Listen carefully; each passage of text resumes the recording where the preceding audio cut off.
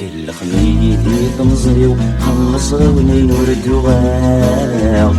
سنين ولانيو ومحنين قول سرماو محنة نجري غسيو وقبل درس المذيو هاين ياو يجمع وليو نسيلسي وذين ظماو نسيلسي وذين ظماو غاد سلسلاو يلعب نبدا بروان الناس غاكونا غفار وينا ولانا عزيزان إذا كنت مرة نبداو خاص تمشيك ونوهماو ماشي ذود مسير روحاو عاد مليل نتونون عاد مليل نتونون يتعقل الدنيا ديال ورد الليل عام الطوط يقول الحلال يسن كان مثل مثيل هذا سن صغر والشغال هذا سن يعرف ووال تاقرا من يعقل تدر تعجل غوري تدر تعجل غوري هيجي يقدا سيرم تركيتي وطول لرام دليس نيسم بيفكاي الحرز الدلوفاو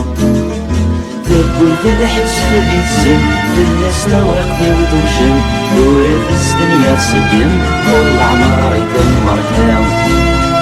طول العمر يدمر كاو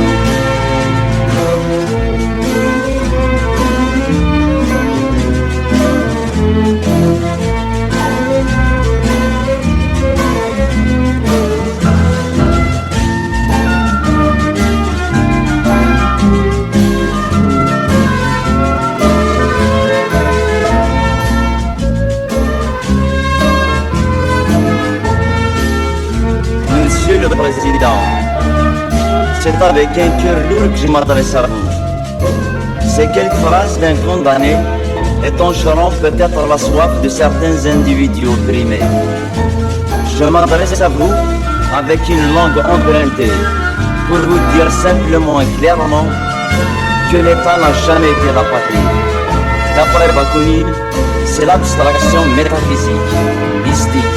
juridique, politique de la patrie. Les masses populaires de tous les pays aiment profondément leur patrie, mais c'est un amour réel,